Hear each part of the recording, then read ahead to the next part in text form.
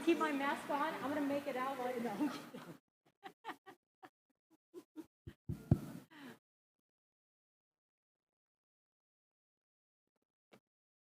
Assalamu alaikum. Welcome, everybody. Shalom alaikum. And hello. Are we live yet, Brother Abdussalam? We are good to go. All right. Welcome, sisters and brothers, family and friends, to the Muslim Association of Puget Sound. We are so blessed and happy and honored to find all of you here in person. Welcome back to MAPS. This is actually one of the first events that we're in person here since reopening due to COVID, and it is very, very exciting to get to see people in person instead of only online. But because the pandemic is still a concern, we are following strict safety protocols.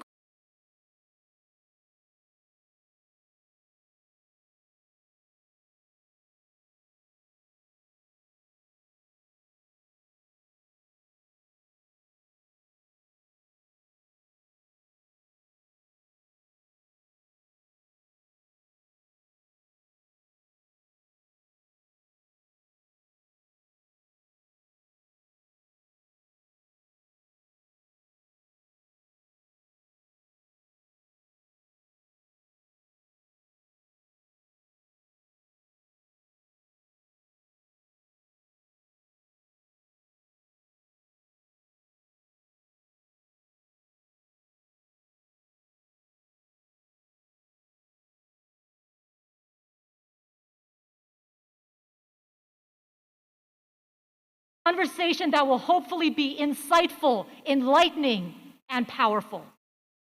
This past Ramadan, I was in Itikaf, spiritual retreat, when the attacks on Al-Aqsa Mosque occurred. I was away from the news, so I didn't actually hear about it until my phone started ringing nonstop. Muslims, Jews, Christians, good people of all faith backgrounds or no faith backgrounds watched in heartbreak and horror as Palestinian religious worshipers were gassed, stunned, and fired upon in the most holy of times for Muslims and in the third holiest site in Islam. And this has been part of the continuing occupation and repression that Palestinians, Muslim and Christian, have faced now for 73 years. But there is also hope. Hope with a changing narrative, the shifting tide, and hope in the growing solidarity between Muslims and Jews, blacks and whites, religious and secular, in recognizing and calling out the injustices happening in the Holy Land. In the year 2000, I visited Gaza, the West Bank, and Israel as part of a fact-finding delegation of lawyers. I remember being in one of the villages that had been bombed repeatedly using US-made weapons. While we were there, we heard the sound of bombs going off. And I remember a young Palestinian child who saw that I was a bit shocked and taken away by the sound. And this 5 or 6-year-old child, he tried to reassure me as an adult in broken English that I don't have anything to worry about because the bombs were far away. It broke my heart that at 5 or 6 years old, he knew the distance of the bombs because of how often he had experienced it. And in this latest round of violence, at least 65 children were killed. And those innocent and beautiful faces were on the cover of the New York Times, something entirely unprecedented. It should not be that difficult to condemn the killing of children. And yet, we still hear justifications being offered. I further mourn the loss of the 215 indigenous children whose remains were found last week at a mass grave at the site of the former Kamloops Indian Residential School in British Columbia. We have to honor the lives of those children and pray for their families to finally be at peace, and uplift the National Native American Boarding School Healing Coalition's call for a Truth and Reconciliation Commission in the US as well, to find out how many children went to such federal Indian boarding schools, how many died or went missing there, how many had their whole livelihoods erased and maybe buried in unmarked graves. This is a human rights violation that requires truth-seeking and accountability. And similar to the attempted erasure of our indigenous folks here in our country, we see what's happening with indigenous folks in Palestine. We stand in solidarity with children and families who are separated by the borders, who are caged, who are suffering or oppressed anywhere in the world, because the global is local and our liberation absolutely is connected. And connecting the struggle locally, I want to acknowledge that we are on indigenous land here at MAPS, on the unceded territory of the Duwamish and Coast Salish First Nations, who still exist, and we honor them despite efforts at erasure. We also recognize the need for a truth, reconciliation, and reparations for the gross injustices and abuses that our Black siblings have and continue to face, from the slave trade and continuing to the ongoing systemic racism in our country. We stand in solidarity with peace and justice for all peoples, whether indigenous rights here in the US or in the Middle East, whether for freedom from state-sanctioned violence here or across the globe, whether for safety from attacks and racism here or abroad. I just cannot march on the streets demanding an end to racism and discrimination in the US and not similarly speak out against the discrimination that I personally observed with different highways being allowed only for Jewish settlers versus Palestinians, and so many other forms of discrimination. This is why we have had Black liberation leaders and so many more historically and today, like Angela Davis, Cornel West, and more, standing in solidarity, connecting the Palestinian struggle for freedom to the Black liberation struggle in our country. Our view and vision must be one of collective liberation, whether with the people of Yemen being attacked and killed by Saudi Arabia, or the Uyghurs facing ethnic cleansing by China, or the Kashmiris being oppressed by India, or the Rohingya facing persecution by Myanmar. Anywhere in the world, we stand for the people and firmly in support of peace, justice, and dignity for all.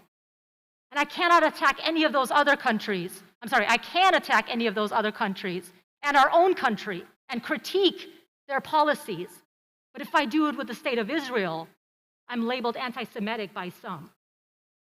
The pro-Israel lobby and propaganda machinery does not want this growing international solidarity movement to continue building steam.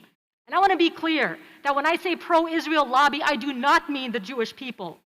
Our Jewish siblings, including some here today, are some of the most vocal voices in support of Palestinian liberation. It is wrong to equate all Jews with the actions of the state of Israel, just like it's wrong to equate all Americans with the actions of our government, and absolutely wrong to attack any of our Jewish siblings for their views or beliefs. Physically attack them. That's horrifying. The pro-Israel lobby further depends far more on evangelical Christians than on our Jewish siblings, who are strongly divided on their views of the Netanyahu government and Israeli state action. So we need to be very clear about that. We stand with our Jewish siblings who are willing to stand with us in calling out gross injustices, because we also recognize how anti-Muslim sentiment and anti-Jewish sentiment are connected. Islamophobia and anti-Semitism are two branches of the same underlying evil root of arrogance and supremacy. And I also want to point out that tonight, right after our event, there's a candlelight vigil in Westlake from 8:30 to 9:30 to mourn the lives lost due to COVID worldwide, and calling for global access to vaccines and treatments that are needed to save millions of lives and help end the pandemic, rather than protecting the profits of the pharmaceutical industry. The World Trade Organization will be making a decision on this on June 8th, so I want us to know and recognize that. Having said all of that, thank you for your patience with me. Let's now turn to our very esteemed panel. I'm going to introduce each one of our panelists before they speak, and they will each have 8 to 10 minutes to share some preliminary remarks with us. Our first speaker is Dr. RAMZY BAROUD, an American Palestinian journalist and editor of the Palestine Chronicle. He is the author of 5 books on Palestine, including My Father Was a Freedom Fighter, The Last Earth, and his latest, These Chains Will Be Broken, Palestinian Stories of Struggle and Defiance in Israeli Prisons. Dr. RAMZY is a non-resident senior research fellow at the Center for Islam and Global Affairs at Istanbul Zaim University and at the Johannesburg-based Afro-Middle Eastern Center. And his research focuses on the history of Gaza and of the Palestinian popular movement. You can read his full bio and purchase his books on his website at ramzybaroud.net. Dr. Ramzy will provide us a historical context based on his research. So go ahead, Dr. Ramzy. The floor is yours for no more than 10 minutes. Please come on up here. Yes, you are absolutely welcome to, wherever you are comfortable. Let's welcome Dr. Ramzy.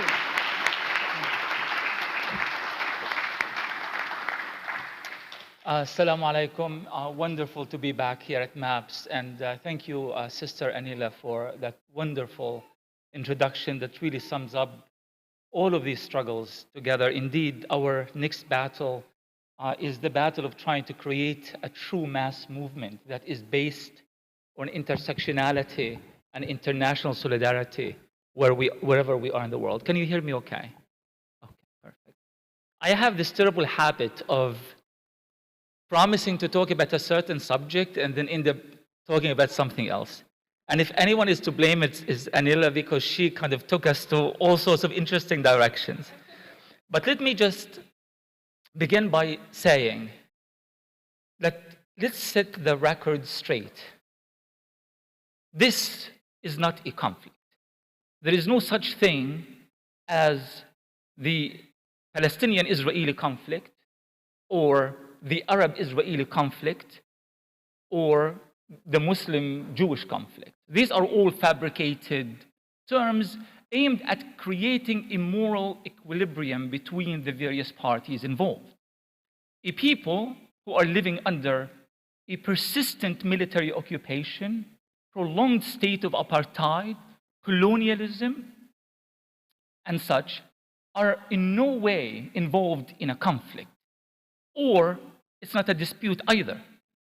When your land is being taken away from you by force, when there is an entire governmental apparatus that is dedicated to humiliating you, to robbing you of your honor, your dignity, your land, your orchards, your trees, you're not involved in a dispute. A dispute is between two parties that are making a claim and maybe even convincing claims to the same issue.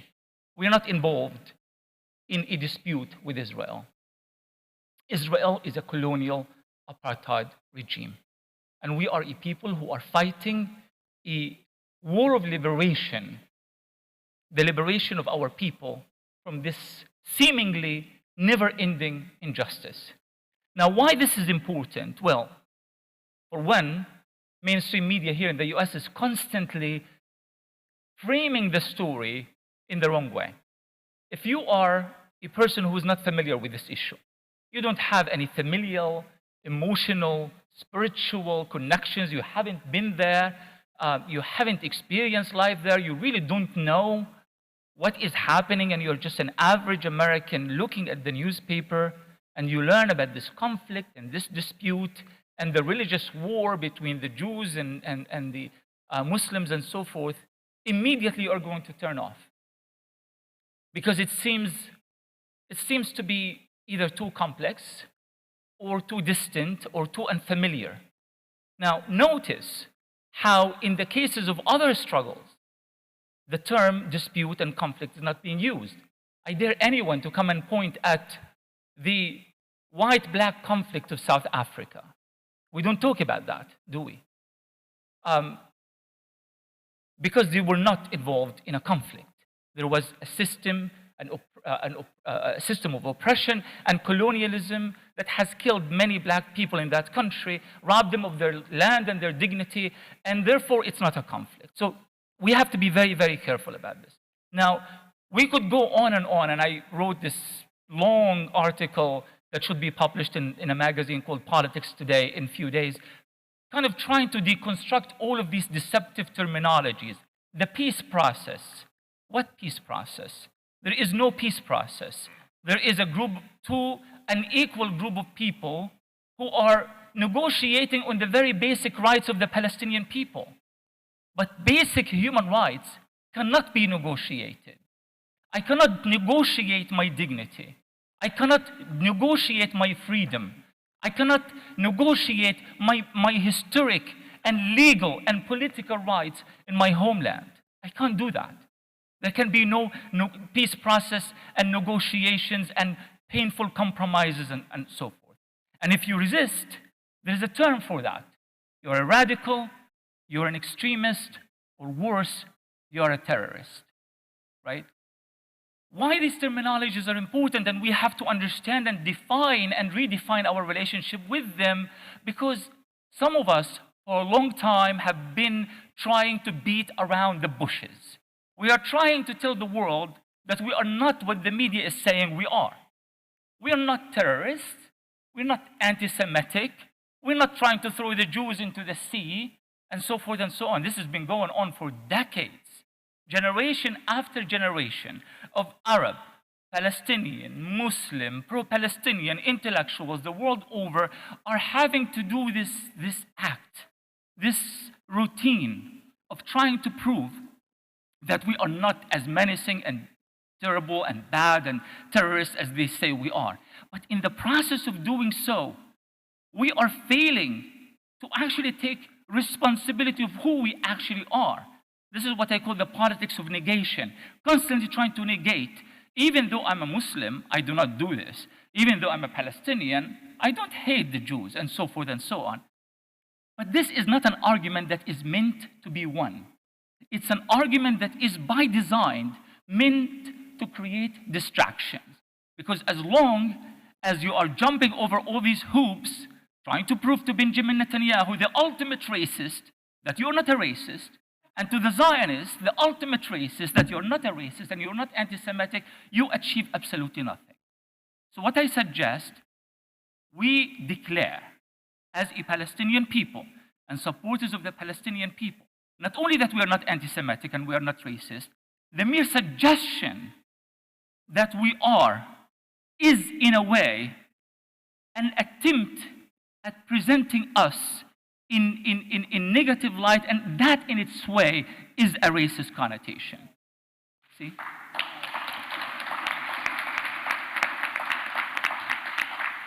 We need to go even further. We need to reinvent the old terminology. You know, the kind of terminology they said that you can't use in polite company. We are freedom fighters because we are fighting for our freedom. The same way that Nelson Mandela was a freedom fighter. He fought for freedom, the long road to freedom. He won the freedom for his people, and we are following that. We are following the diktats of the historical experiences of people, liberation movements in the Southern Hemisphere, from South Africa to Zambia, to Nigeria, to Algeria, to Vietnam, to everywhere in the Southern Hemisphere. All of these movements were liberation movements, and they were freedom fighters, and they fought and won for their honor and the honor of their people, and that is the path that we Palestinians are following, and we have absolutely nothing to apologize for.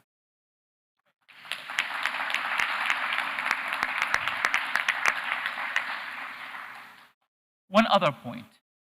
There is this constant attempt at mixing between this kind of Palestinian resistance and others. We are supposed to celebrate peaceful resistance. If we can win our rights using peaceful resistance, I would be the first who champion and support peaceful resistance. Palestinian people cannot be divided, and their resistance cannot be divided to popular versus peaceful versus violent, because this demonizes a section of the Palestinian people that should not be demonized. My father was a freedom fighter. In fact, I have a book called My Father is a Freedom Fighter. And my father was not a freedom fighter because he carried a gun, because he fought in every aspect of his life. He fought at every stage in his life, and my mother was a freedom fighter, and my family were freedom fighters. And all the refugees in my refugee camp, oh, I didn't mention, I was born and raised in a refugee camp in Gaza, and all the refugees of my refugee camp are all freedom fighters. And we are leading a liberation movement against colonialism and against apartheid. Enough beating around the bushes, enough being so careful with our language as if the victim there is any moral accountability on the victim to define himself, to defend himself, to justify, to apologize, and to explain. If anybody should be explaining, if anybody who should be defending and apologizing, are the Zionists who have robbed the Palestinian people of their land. And thank you. I know you're going to push me out. So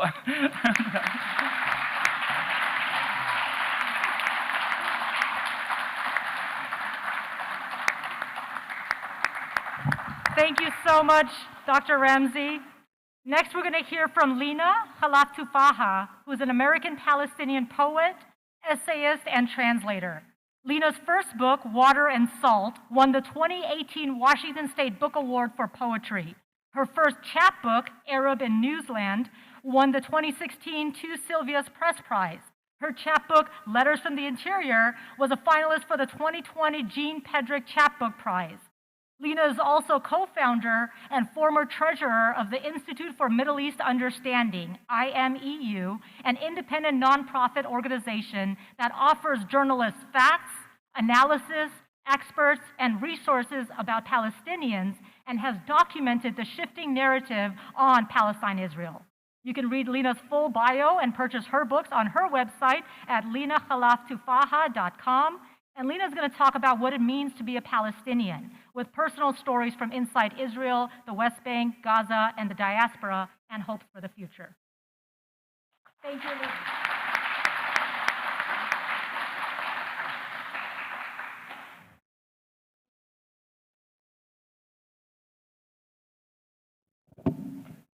Is it on? Okay.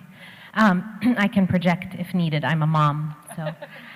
Thank you, Anila, and everyone at MAPS for this wonderful program. It's a pleasure to be with you tonight. I have a few slides. Don't worry, this is like the most academic one. Everything else is pictures, I promise. I want to just talk about things that are hidden in plain sight tonight. Often when we try to talk about our lives as Palestinians, we come up against the wall that Brother Ramzy described, the wall of misrepresentation and lies that many people have invested in for a long time in the United States. So you end up finding that you're trying to describe something and it's hidden, but it's hiding in plain sight. So to begin, I have a map here, and many of you know that this is a map representing what are viewed as separate entities now. So there's the West Bank, which looks like that beige butterfly wing, and you can see Ramallah and Bethlehem in there, and Jerusalem. And then there's the yellow part of the map, which is labeled as Israel, and to Palestinians, we view that as the territories taken in 1948.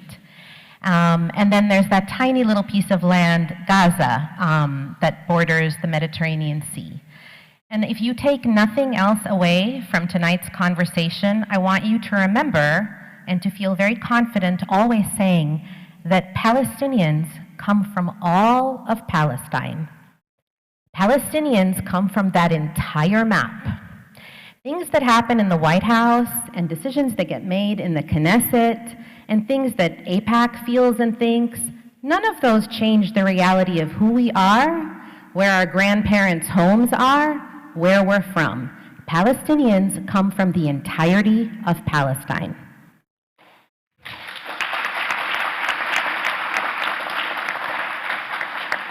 But Palestine is hiding in plain sight. One of the things that we know is that weapons of war, horrific, violent weapons of war, are pointed at Palestinians by the State of Israel, and that's funded by the US. But we also have the weapon of the peace process pointed at our heads. So here are several maps that on the left, I guess your left, begin with 1947. And that culminate in the present, and you can see the green territory that is Palestinian land shrinking, and almost disappearing. That is largely the weapon of peace process and processes that have been used over time to steal land from beneath the feet of its rightful owners. Palestine hidden in plain sight. The rest of the pictures I wanted to share with you are personal. Generally speaking, I'm of the opinion that we shouldn't have to personalize things for us to care. You know, I don't have to, quote unquote, have a black friend to stand up for black lives. I don't have to know someone who's a Native American to know that this country committed a genocide against Native Americans, right? And so we don't have to have a personal telling of a Palestinian story to care about the liberation of Palestine. We care because it's right and it's just, it's haq. But I can share some personal pictures with you. These are all pictures we have taken on our trips to Palestine to illustrate how Palestine is hidden in plain sight. Because I have the privilege of an American passport, my family and I are able to visit parts of Palestine that many Palestinians cannot go to. So this is a picture that my husband Nassim took when we visited Jaffa in the year 2013. The family you're looking at is a Palestinian family sitting in Jaffa, and they are facing the modern Israeli city of Tel Aviv. But what is hidden in plain sight on that beach that looks like one of the most beautiful beaches in the world is the ruins of the Palestinian neighborhood of Al-Manshiyeh, hidden in plain sight. Al-Manshiyeh was completely razed to the ground, destroyed, erased, and turned into this lovely tourist beach. And so it was really moving to us when we arrived here for the first time to see this family sitting out and looking onto that scene, looking out onto what was hidden to most people around them. This is another view of Jaffa. This beautiful area where people have concerts in the summertime used to be known as the neighborhood of Al-Ajami, Palestinian neighborhood of Al-Ajami.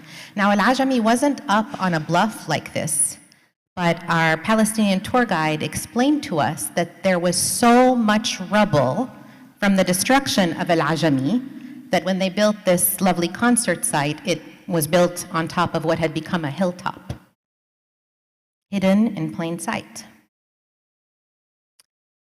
This is the one that really wrecked me. I don't know how many of you are lovers of art, but you'll see there is this nice jewelry store in this old home, in this old building, and then above is the Ilana Gore Museum. Well, this is the home, the family home of Palestinian artist Tamam al-Akhal.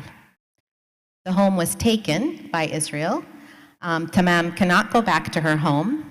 She's not able to live there, not because the home doesn't exist, but simply because she is Palestinian. And instead, Palestinian artist, one of our greatest living visual artists, her home is now a museum that houses the artwork of an Israeli artist. This is one of the homes in the beautiful city of Haifa. And you'll note I'm talking about coastal cities, right, that are on the part of the map that's described as Israel.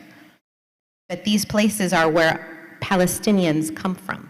So many of the homes in Haifa look like this. This is a distinctly Arab architectural style, and they are not occupied by Arabs. There are no Palestinians living in these homes, and not because the homes are unavailable. Many of the owners of these homes are refugees. They live in refugee camps or in diaspora, and here's an art installation that was done by Palestinians to represent that absence, hidden in plain sight. These are some of the ways we convince our children that it's fun to visit Palestine in the summer. This is a picture of us, my family, visiting Jerusalem during the Eid. Those are my kids' Eid shoes. And so that's the Jerusalem we know and love. And at night, when walking through the city, it's not a really clear image, but this is an image of Israeli flags that settlers place on Palestinian homes in the eastern part of the city, homes that they confiscate from their rightful owners. Before I completely run out of time, I want to tell you that the majority of Palestinian refugees, something like 90% of them, live less than 2 hours away, from their original homes. So inside the West Bank, this is just an image from our drive from Ramallah to Bethlehem. Very different vibe, right? Once you get to the West Bank, you'll notice there's an apartheid wall, there are soldiers, there was violence from the soldiers that day. And here's what's hidden from us, right? And we are hidden from the sight of Israelis by this monstrosity, the apartheid wall, that's seen through the windshield of our taxi driver. Keep this image in mind. These are Palestinian prickly pears, or sabr. So this was our visit to Bethlehem, beautiful city of Bethlehem. And then the last thing I'll end on is that prickly pear business. So there's a village we visited that was destroyed in 1948. And our guide explained to us that the way you know that there are Palestinian villages is when you see the prickly pear plants, because Palestinians used to grow them as a kind of boundary to protect their homes. And so you drive, and there's all these huge areas of prickly pears and nothing. So that's how we know we were there. And here is an image in the village that we visited. The village is named El Kabri. It was razed to the ground by the Israeli forces, and they've turned it into a public park. And they thought it would be lovely in the public park to have a monument to the convoy, the Israeli convoy that destroyed the village. So you go hang out in the public park and you see these military vehicles. And this is the cemetery that is destroyed, that belongs to the village of El Kabri. And the thing that really got to me was when we sat down on a bench at the park, we were told by our tour guide those large stones on the ground are the foundation stones of the homes that used to be here. And to me, El Kabri summarizes the entire story of Palestine, hidden in plain sight. When I first showed these slides in Seattle after our trip, there was a gentleman from the community sitting in the audience who got emotional, and it turned out that this is his village, and he hadn't seen it since he was 9 years old. So we, Palestinians, are hidden in plain sight. We're here among you. We belong to this land, regardless of what's trendy in geopolitics, and our intention is to continue to fight for our liberation until every last one of us goes home.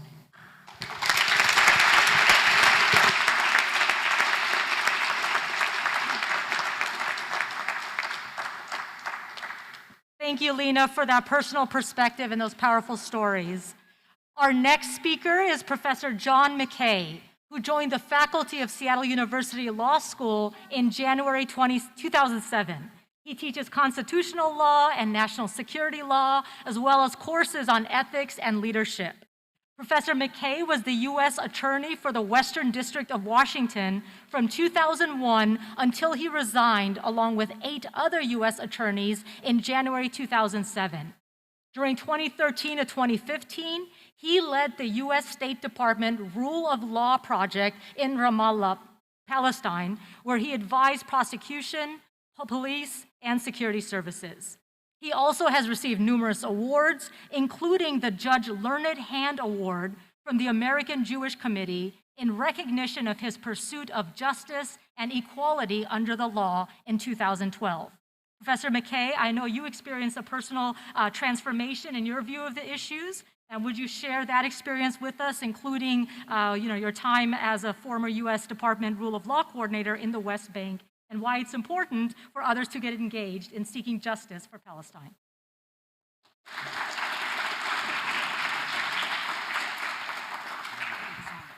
I think it's on. Now. Anila, thank you so much, and I'm very pleased to follow RAMZY and Lena, 2 Palestinian voices here. It's so important to hear their voice, and I'm honored to be on the same stage with you. Yes, my friend Riyadh and I were talking about my prior occupation as being, in his words, on the dark side and working for the United States government. But you know, my view of working in the government, working as a prosecutor like my friend Chris Cranda here, we have an opportunity to do good by the work that we do, by being open-minded and open-hearted to human rights and to the struggles of people all over the world. And so when I was asked, long after the time that I served as United States Attorney, to go to Ramallah, I first said, absolutely not. I'm not going to go there because it can't possibly be safe. Ironically, President Obama was in Ramallah about a month before I went. And I was impressed by what I saw, and I was impressed by the people, and then I went and lived there for 2 years. And so a personal journey, as Anila said, began for me.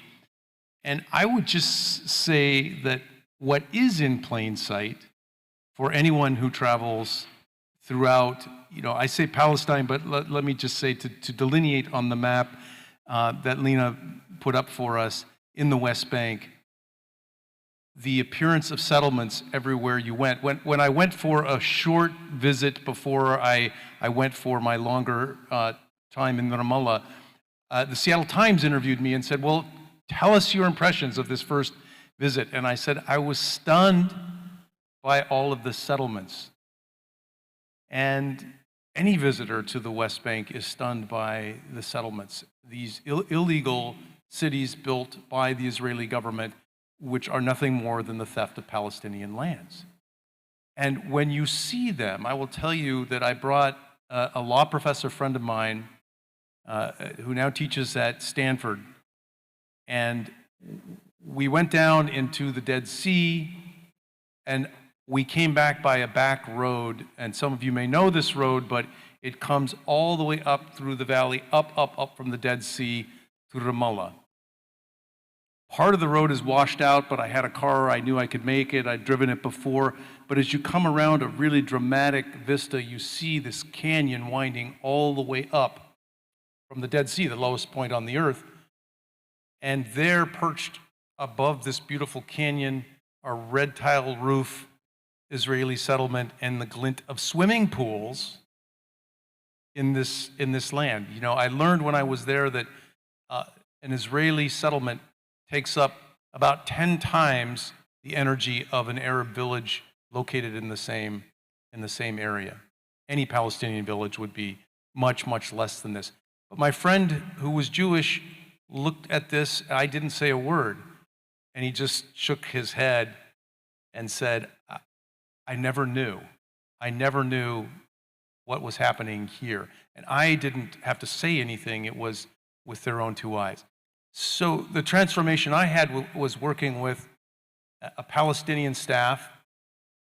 I was the only American when I first arrived, and our job was to work with Palestinian police and security services, as Anila said, really to advance the rule of law within Palestine. But I traveled all across the West Bank, all through what is formally called Israel.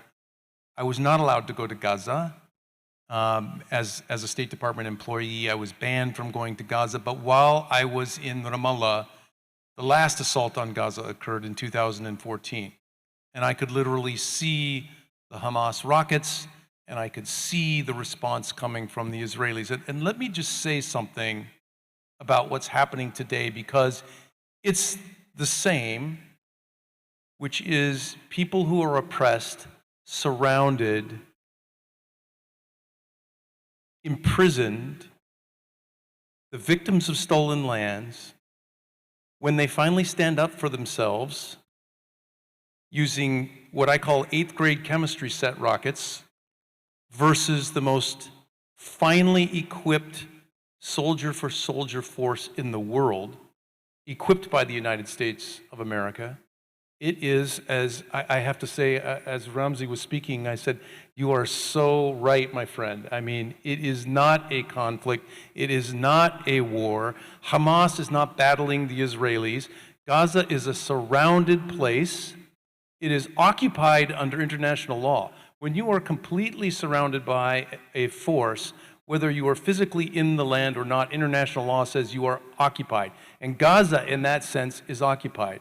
And under international law, the occupying force owes a duty of care to the people who are in that area.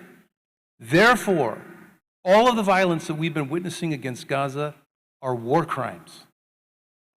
They are war crimes.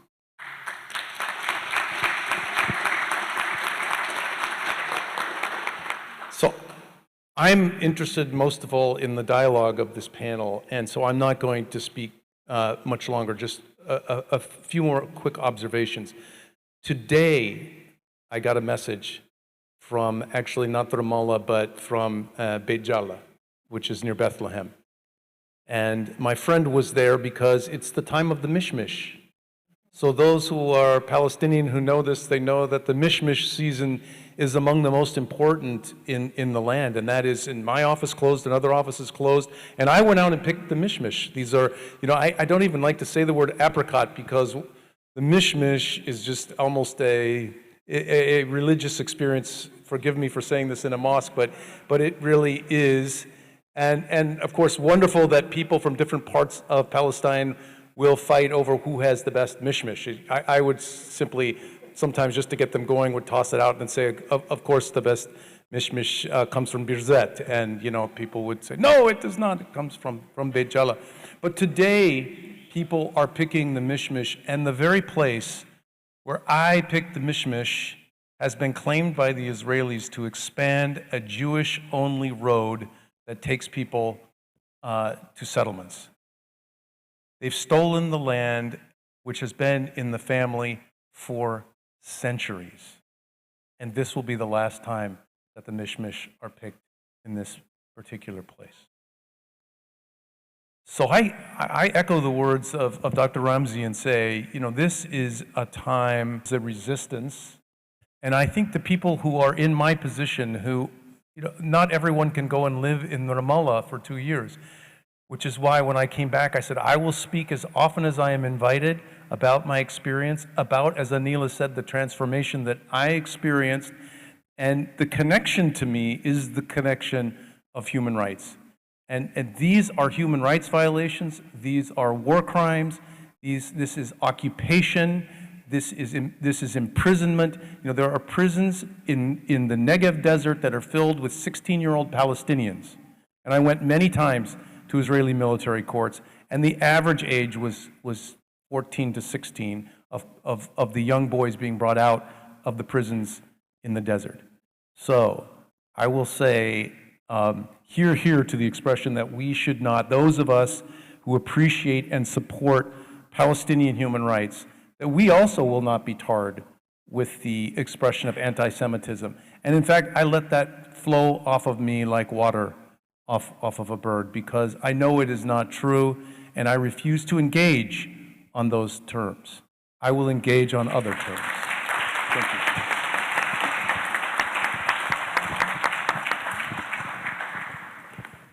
Thank you so much, Professor McKay. Appreciate that perspective that you were able to share with us. Next, we have a friend, ally, and strong advocate for our collective liberation, Stephanie Fox. Stephanie is one example of the support and solidarity that the Muslim and Palestinian communities have received from a growing number of our Jewish siblings who are similarly outraged by state-sanctioned violence and the injustices inflicted by the State of Israel.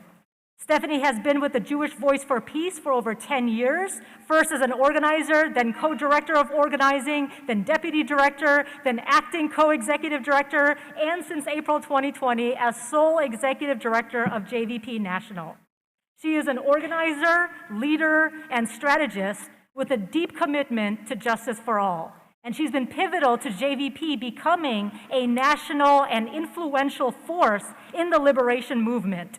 Her leadership is rooted in centering of relationships, in rigorous self-reflection, and in a high bar of accountability for herself and for JVP.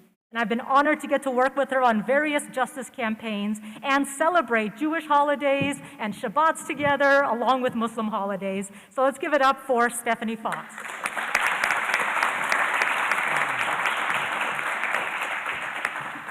Thanks, Anila. You guys hear me okay? Okay. Thank you. It's such an honor to be here with you guys. In Jewish tradition, the mandate to act against injustice is extremely clear. In the Babylonian Talmud, we learn, anyone who is able to protest against the transgressions of one's household and does not is punished for the actions of the members of one's household. Anyone who is able to protest against the transgressions of one's townspeople, and does not, is punished against for the transgressions of those townspeople. And anyone who is able to protest against the transgressions of the entire world and does not, is punished for the transgressions of the entire world. That's right, you can clap. If you have the ability to protest injustice where you are, you have the obligation to take up that work. And right now, I feel like the whole world is waking up to the responsibility that we have collectively to protest the deep transgressions of Israeli apartheid and occupation. We see it in the hundreds of protests over the last month. We see it in the huge upswell of newly awakened people all over the world, desperate to change the very clear injustice in front of us. On a recent interview with acclaimed Palestinian legal scholar Noor Erakat, she said, "There is a dam bursting. I encourage you to keep pushing." Can you feel it? It feels like there's a flood of truth breaking through. Having been in this movement for a long time, you learn that the status quo of Israeli apartheid is held in place by an Israeli government PR campaign, much that Dr. RAMZY unpacked for us, right, that tells us what? It's a complicated conflict that's far too confusing for outsiders to weigh in on. Regardless of anything you feel or you think about the situation, it's anti-Semitic to question what you see. But the narrative, as we're hearing here tonight, is shifting in massive ways. Read newspapers, watch social media, or just be in the streets, and it's clear that those lies are crumbling for what they are. We're not buying, as Dr. RAMZY said, that this is a conflict. It's not. We know what we see. We see the Israeli government violently dispossessing Palestinians in East Jerusalem. We see Israeli police colluding with settler lynch mobs to attack Palestinian Israelis inside of 48 Israel. We see one of the world's largest nuclear-armed militaries and the largest recipient of US military funding, $4 billion a year, bombard stateless Palestinians in Gaza. For more of us every day, the notion that this is a fair fight, or even a fight or a conflict, is giving away to the clear reality of apartheid. And we're not buying that this is far away either. Have you heard the number 3.8 billion, right? That number is on a lot of people's minds, which is different than it used to be. We know now that that's how much of our tax dollars are going each year to funding the Israeli government's violence against Palestinians. We're starting to understand this is not a faraway thing. This is in our wallets. Our government is footing the bill. American corporations are profiting.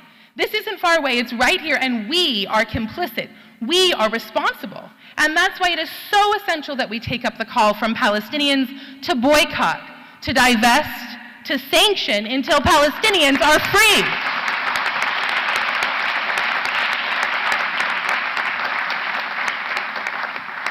It is an invitation that I hear as a Jew to that holy duty I talked about, to protest exactly where I am.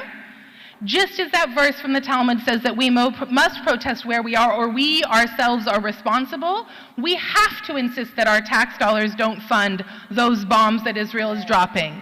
We must insist that the corporations do not cash a check for upholding apartheid, and that we as an international community bring as much pressure as we can, absolutely every ounce of pressure we can, until Israel abides international law and human rights.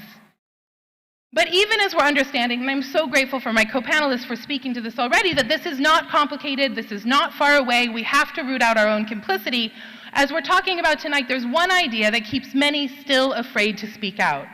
It's this insidious idea that it is anti-Semitic to criticize the Israeli government's actions or the ideology that drives that government, Zionism. How many of you, raise your hands, please, you at home too, have feared being called anti-Semitic for attempting to speak up in support of Palestinian rights? I'm Jewish. I have in the past, right? How many of you have heard that the horrifying violence Israel enacts on Palestinians is somehow about the protection or safety of my people, Jewish people? How many of you heard that attempts to tie fringe and random acts of anti-Semitism, however abhorrent, to the entire grassroots Palestinian freedom movement? So let me be very clear. These are lies. There is nothing anti-Semitic about fighting to end apartheid. The backlash you fear is real because the Israeli government relies on that lie, not out of 1 ounce of care for the safety of my people, but exclusively to avoid accountability for abusing the human rights of Palestinians. It is a lie that is dehumanizing to Palestinians, and it is a lie that also is frankly destructive to efforts to dismantle anti-Semitism. It's a lie that is designed to stop the tide of justice that we're feeling cresting, and it's a lie that keeps Jews feeling scared and alone. It's a lie that asks the world to stay silent in the face of injustice, and it's a lie that locks in place a crushing status quo of oppression for Palestinians. Do not wait for Jewish people to tell you it is okay to care about Palestinian humanity. More and more of us, be sure, more and more of us Jews are flooding into the movement for Palestinian freedom. We're furious about Israel's apartheid regime supposedly in our names and for our safety. As Jews, we know that the fight against anti-Semitism is inextricably bound up with freedom for all oppressed people, and of course, that absolutely includes our Palestinian siblings. But don't wait for us. And do not wait for Palestinians to tell you again and again and again and again that their fight for freedom has nothing to do with Jews or Judaism, that they are struggling to end Israel's system of oppression and domination and dispossession and supremacy. The movement for Palestinian freedom is trying to win a future of freedom and safety and equality for all people of the land, for all people. Do not wait for permission. I want you to say this in your own heart with your own words, if you want to repeat after me. Caring about Palestinian humanity is not anti-Semitic. Now, is not anti-Semitic. Fighting to end apartheid is not anti-Semitic. Fighting to end apartheid is not anti-Semitic. I don't have to tell you, my Muslim sisters and brothers facing the horrifying rise of Islamophobia in this country, that of course anti-Semitism is real and must be dismantled. Jews, like all people, deserve to walk safely in the streets of our cities. Anti-Semitism, like anti-Asian, anti-Black, anti-Palestinian, Islamophobic attacks and rhetorics surely exist in every community, but that oppression is fostered and exploited by right-wing movements that gain power by keeping us divided. We refuse to be pitted against each other. We refuse to lose focus on the truth that we've seen. We know enough. We see with our own eyes, we feel with our own hearts. We know that we are responsible for each other and for protesting and resisting injustice every single place we can. We know that we are at a crossroads and that Palestinian freedom will come and that that dam is bursting and that if we keep pushing, another world is possible.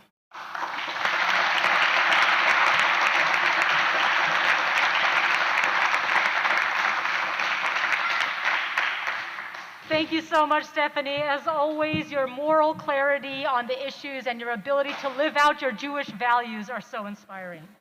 And now, last but certainly not least, we have the Reverend Bianca Davis-Lovelace, who is an ordained United Church of Christ minister and executive director of REACH, the Renton Ecumenical Association of Churches. Reverend Bianca also serves as the Washington State Tri-Chair for the Poor People's Campaign, a national call for moral revival. She is a leading advocate for the poor, a prominent figure in the Black liberation movement, and a champion for the oppressed, who unapologetically and powerfully preaches social justice and equity. She is also co-founder of Progressive Millennials for Action and was co-host of the Progressive Millennials podcast. And I've been so fortunate to get to organize and work with this fierce and fabulous leader on numerous justice-related issues. Reverend Bianca, would you please talk to us about the parallels between the Palestinian human rights struggle for freedom from occupation and that of the Black liberation struggle in America, and the importance of solidarity and speaking out and breaking the silence?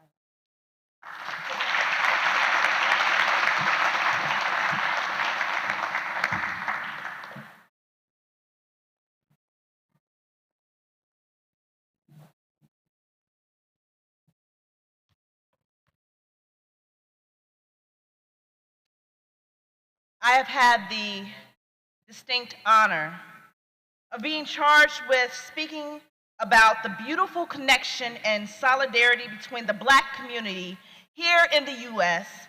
and our Palestinian siblings and how their liberation is tied to our liberation.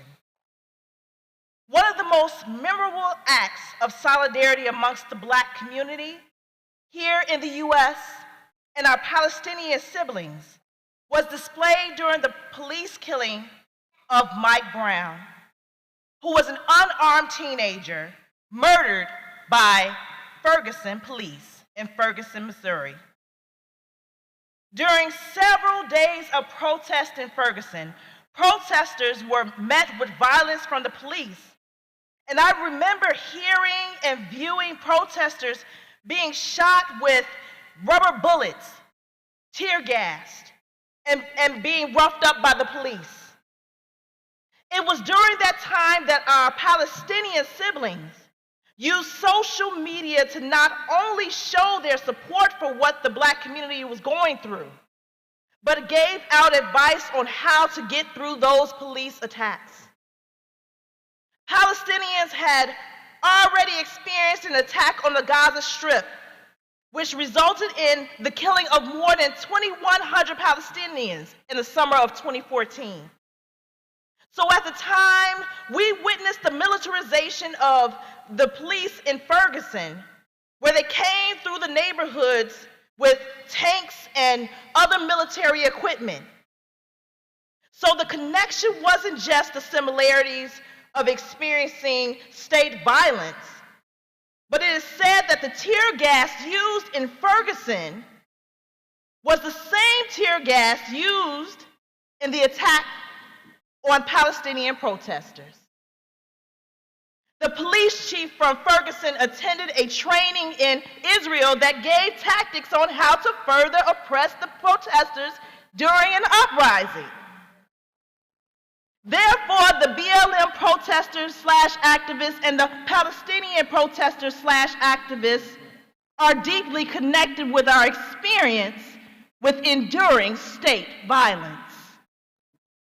On a more personal note, in 2015, my husband and I participated in the Black Friday shutdown of the Magnificent Mile in Chicago.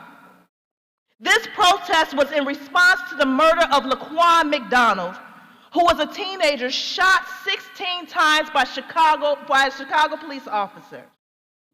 Organizers chose the Magnificent Mile because this was an affluent shopping district in Chicago that makes millions of dollars during the holiday season.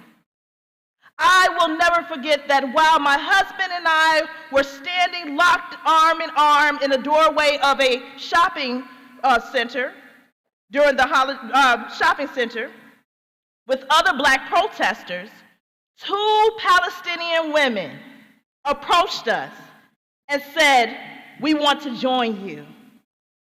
We believe in all that you all are doing." Now keep in mind that at first they were simply just shoppers and had shopping bags in their hands. These 2 beautiful sisters stopped what they were doing and joined in the protest with us, linked arm in arm, and helped us to block that shopping center on that particular day. I will never forget that moment as long as I live and breathe. The very thing that links our communities together is that we both speak a common language, and that language is the language of the oppressed. The Black community and the Palestinian community is saying that discrimination based on one's race and or ethnicity is wrong. Violence against our communities is wrong. State terrorism is wrong. Murder and genocide is wrong. The systemic efforts to push out people of color out of our neighborhoods and our land is wrong. Creating laws and policies to discriminate against an entire group of people is wrong.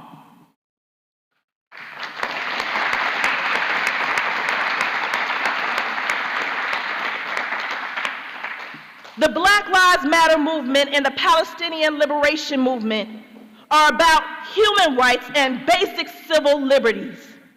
That is what unites us together.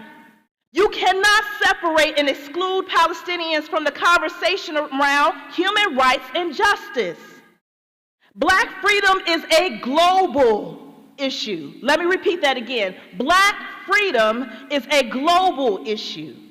Therefore, when we are free, everyone is free. Our movement is connected with others around the world. This is why historically black leaders and black organizations, black leaders like Malcolm X and Angela Davis and Huey P. Newton, and organizations like SNCC and Black Panthers and Black Lives Matter spoke out against the mistreatment of our Palestinian siblings. All of us who come from marginalized communities and or communities that have endured a history of discrimination and violence, which also includes our Jewish siblings. We all have a common goal, and that common goal is to fight against white supremacy.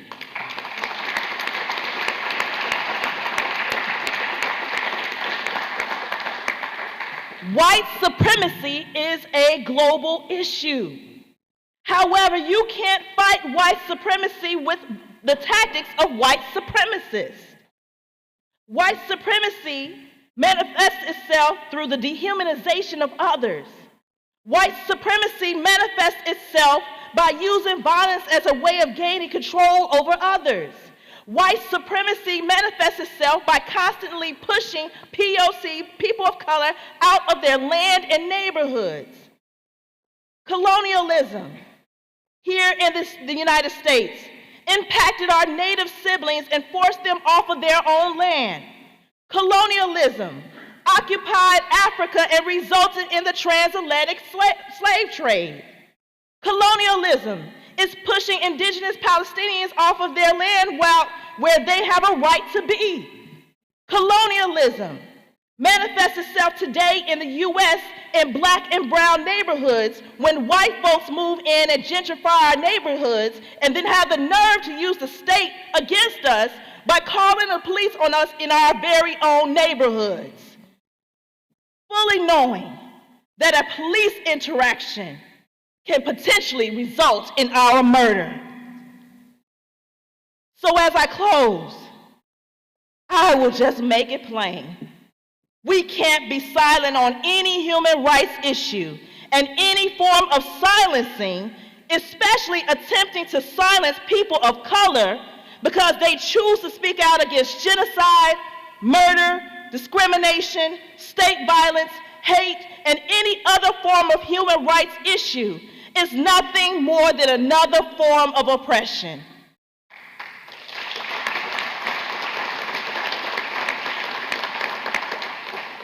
This country in particular has a history of trying to silence those who speak truth to power.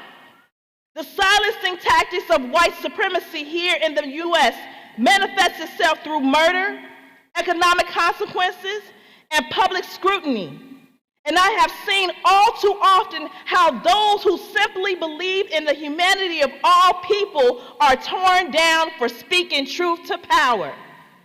As a person who is connected to one of the three Abrahamic faith traditions, the central theme of all three of our faith traditions is rooted in love. Therefore, I ask, where is the love for our Palestinian sisters and brothers?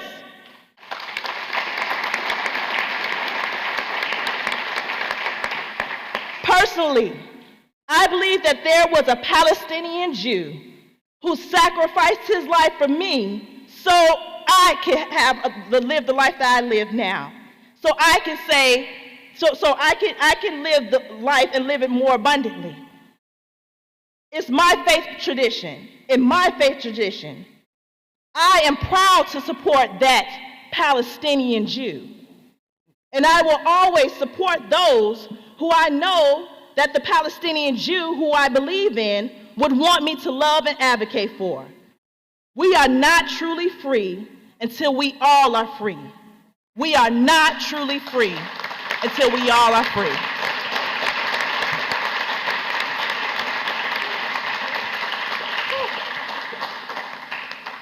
Thank thank you, Reverend Bianca, for sharing those very clear interconnections between the various forms of struggle that we all face.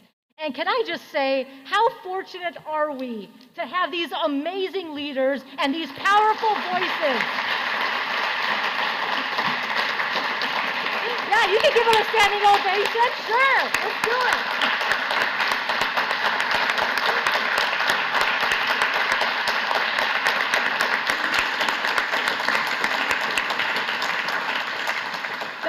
That standing ovation is definitely well merited. And I'll just say, not only are they powerful voices that we're blessed to have here at MAPS, but also in our community here locally with us, working with us, organizing with us. So now we're going to get to turn to questions for our panelists. We are actually collecting questions from the audience. So if you have questions, please raise your hand. There are some folks with note cards and pens. And when you finish writing your question, you can raise it and somebody will pick it up. For safety reasons, we're not bringing the mic out to different people, but please do take advantage of the opportunity to write your question. And also online, for those of you joining us by Facebook, by YouTube, feel free to ask your question online. We will have somebody monitoring the chat and bringing your questions to the forefront as well. So I will start with some questions while we wait to collect the questions from the audience. And I'll start with some that you already alluded to. You know, the specific point, like what do you say to the constant refrain that we hear about Israel has a right to defend itself? And what about Hamas? It's defending itself from Hamas. How do you respond to that? And I'll start with you, Dr. Ramzy, and then you can weigh in, and if anybody else really feels strongly, they can add in, but otherwise we'll move on to the next question.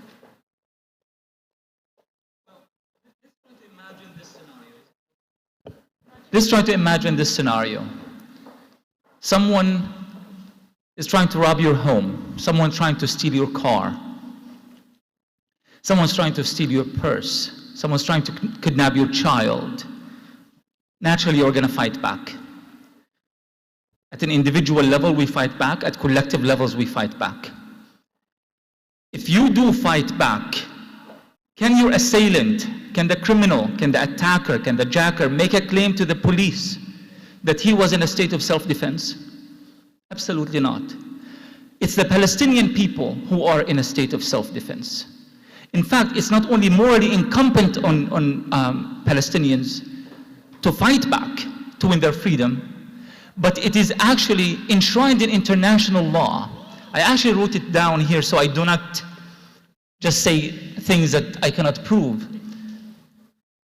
The United Nations General Assembly in December 1982 passed resolution 37-48 that was specifically targeting liberation movements in Palestine, in Namibia, and in South Africa, and they granted people the right to fight back by all means available until they achieve their freedom and their dignity.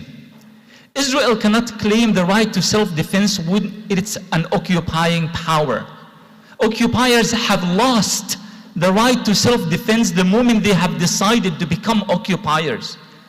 You can't send your so-called civilians armed to the teeth, the illegal Jewish settlers, to the West Bank and have them steal Palestinian land and live over that land and claim that they are civilians when Palestinians try to kick them back or try to fight them back.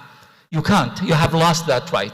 Israel can only be in a state of self-defense if it respects international law, when the Palestinian people are free, when apartheid is dismantled, and when military occupation is completely ended. And only then Israel could make the legal argument in the future that it's in a state of self-defense. Right now, Israel is the aggressor, and Palestinians are the ones who have the right not only to exercise their right of self-defense and self-determination, but their right to also liberate their lands, as Brother Malcolm X has said, by any means necessary.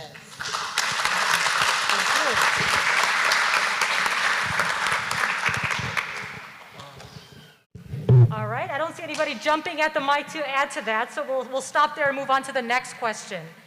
We have seen aggressive attacks, bloodshed, and violence in the past, and even the kind of carpet bombing of Gaza by Israel, or mowing the lawn, as it's horrifyingly called. But this time it seemed different. What was so unique about this latest round of violence, and what do you see as the trajectory moving forward? And I'm going to ask Lena to start us off with this one, given your role with IMEU. So we've actually been having conversations about this in our community. Is it different? Is it the same? And it might be a little of both. This is just my opinion. Israel is a project of ethnic cleansing. Okay? We need to not lose sight of that. The Zionist founders of the state had a slogan, more land, less Arabs. That's the plan. That's not a secret. It's in their writings. It's in their plans to, quote, Judaize Jerusalem, i.e. remove Palestinians and replace them with Jewish citizens. And so Israel is just going about its business that it has openly told the whole world it is going to be doing forever. And predictably, people are going to reach a point where they resist more clearly and more vocally. And that's when cameras will be turned on and reporters will fly into town. So this is what it's been. I think maybe some of the difference this time around is when the attacks picked up or increased on Palestinians' homes in the neighborhood of Sheikh Jarrah in Jerusalem and in Silwan and in other places. There were more ways for Palestinians to communicate to the world that that was happening. So we didn't have to only wait for NBC to show up with a camera and get in front of that camera and beg them to maybe filter some of what we had to say, but let us make our point. We could post it on Instagram.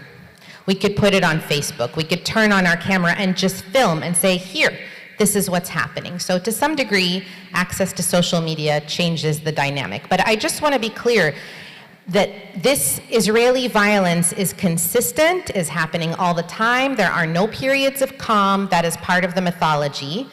You know, that it's happening every single day because it's part of the plan. That's what the settlement project is. It is to remove Palestinians and replace them with Jewish Israelis, to take land away from Palestinians. And so I think the big difference is people's access to ways to get the news out. But that's not sufficient. Like, I don't want people to get the impression that we can then just rest on our laurels. That getting the news out is an extreme cry of emergency that demands international support immediately. Can I just add to that very quickly? I agree with everything that Lena has said. Just one little addition is that following every Israeli war on Gaza, or if any kind of confrontation that Israel instigates against the Palestinians anywhere, usually the kind of response that generates tends to be provisional, limited to that particular area. Gaza has been attacked repeatedly in the past, most notably 2008-9, 2012, 2014, 2019. This time was different because Palestinians responded collectively. And this is, I would say, not only the first time in our modern history. I think the only experience that can be compared to this was the popular Palestinian revolt of 1936 during the general Palestinian strike. Since then, we fell into this trap of factionalism, divisions, disunity. But now, the fact that people in Haifa and Yafa and al-Fahim, in Ramallah, Hebron and Nablus, in Gaza, Khan Yunis and Rafah, and in Al-Quds, and Palestinian diaspora everywhere were unified in their language, in their discourse, in their unity. The fact that they are looking past the factions. This is not about Hamas. It's not about Fatah. It's about a whole new generation of Palestinians. That's what truly, this is why Israeli experts are referring to this war as embarrassing, a defeat, and so forth, because defeat and victory is ultimately a psychological and a mental process more than its firepower and machinery. And this is why we argue that Israel has been defeated in the sense that not only it failed to achieve all of its objectives, it actually unwittingly unified all Palestinians around one common discourse, something that we haven't had in such a long time. Thank you. Thank you for that. I'll direct the next question to Professor McKay. Since the 1970s, the U.S. has vetoed 53 UN Security Council resolutions critical of Israel. We also give, as you heard, the $3.8 billion annually to Israel, which is about $10 million per day. So our tax dollars and uncritical political support are directly funding and supporting the oppression and occupation. And now we actually have Israel asking for an additional $1 billion, and there is a $735 million weapons sale pending to Israel. So the question is, what will it take to turn the U.S. into an honest broker on this issue? And how do you convince everyday Americans that we have the power and the duty to stop our tax dollars from supporting such injustices and violations of international law? Well, let me begin by saying that there is no hope that the United States government is going to help the Palestinians. That is just the harsh reality of it in my mind. The United States government, even under President Biden, is not going to help the Palestinians in any meaningful way. They will continue to provide military aid to Israel. When I was in Ramallah in 2014, the assault on Gaza, I learned that the United States government, in the middle of that assault, resupplied the IDF from a top secret facility inside Israel. This is all true, with American weaponry that was being used to kill Palestinian families in Gaza. So I have, even though I have served in the United States government in several positions, including in Ramallah, I do not have hope for the US government at all. My hope is in Americans. One by one, shway, shway, our voices will have to be heard.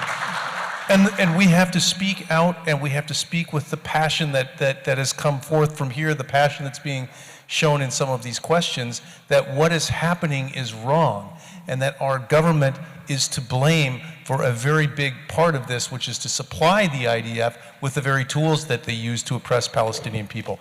So it's going to be Americans, it's going to be BDS. We must boycott, divest, sanction Israel. They are an apartheid state. They have brought colonialism to modern times and a modern twist. This is colonialism. You are absolutely right. It is colonialism. And so I think only through the linking of arms of individuals who speak out and who speak in terms of human rights, and that we make that the common language. And I would just finally say, I believe that the Palestinian diaspora is much more powerful than the Palestinian diaspora thinks it is. And I think that Palestinians around the world can do more than they are doing by speaking all the time about what is happening in Palestine, not just on special occasions, not just when the hat gets passed occasionally, but really that the Palestinian voices around the world are heard for Palestinian human rights. I know where they stand, but I think that they can do better, and I think that we can do better in listening to the call for human rights support. I just wanted to follow up on what you're saying, and thank you for that. So to put that in everyday terms, we have a couple of representatives in the state of Washington who, they're sort of shy. They're not quite ready to support, for example, Representative Betty McCollum's legislation, which requires that we don't send weapons to Israel so long as it is using our weapons and our money to kill Palestinian children. So I'm going to be really explicit. Call Representatives Susan DelBene and Adam Smith. And the way you do that is you go to congress.gov and you put in your zip code, and it tells you who your representatives are. And if they're not your representatives, call them anyway. Find their phone numbers. Their office phone numbers are listed, their local and Washington, D.C. offices. And when you call them, you ask for their legislative director. And you ask and ask until you get a person on the phone. And then you explain to them that you're a voter and that they need to sign this legislation. And then when they don't, you don't vote for them again. You don't vote for them again, because you need to vote on issues of human rights.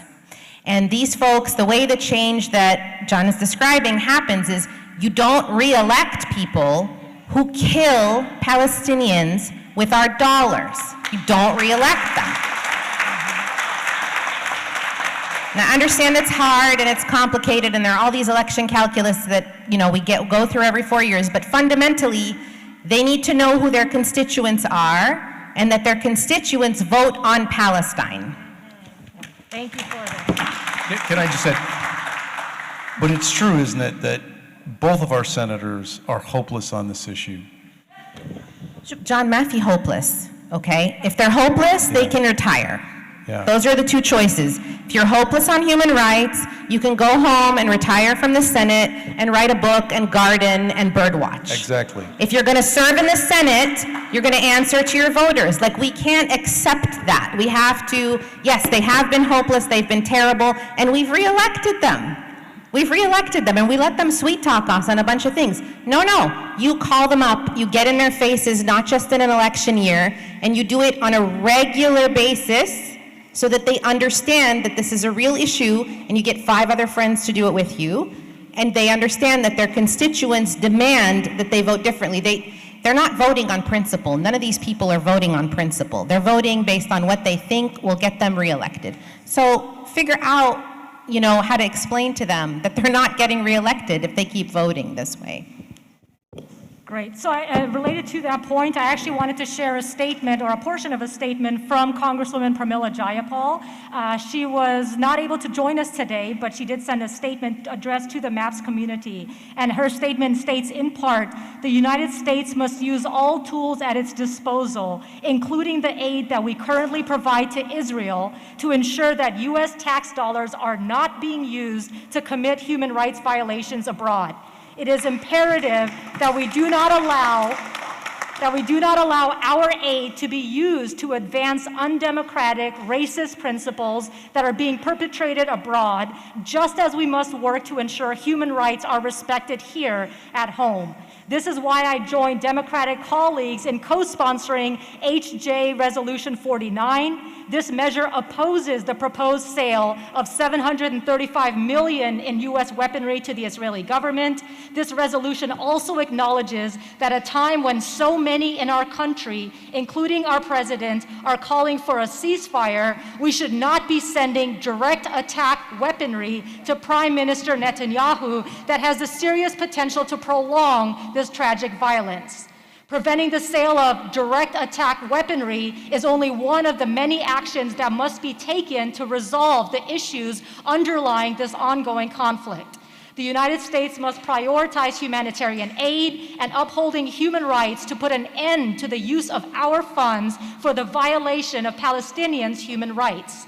This is why I'm a proud co-sponsor of H.R. 2590, the Palestinian Children and Families Act. This legislation is designed to promote and protect the human rights of Palestinians living under Israeli military occupation. I also signed a letter to Secretary of State Blinken, which called on President Biden's administration to use all democratic tools at their disposal to facilitate a ceasefire, allow support for critical humanitarian personnel, and to fully and robustly fund the United Nations Relief and Works Agency, whose funding from the U.S. has fallen by over $200 million compared to 2017 levels. Now more than ever, Congress must show moral clarity and leadership, and the United States must step up our humanitarian engagement to save and protect innocent lives. Please know that I will continue to advocate for a future in which all Israelis and Palestinians live with full rights, dignity, and democracy. And again, that is from Congresswoman Pramila Jayapal.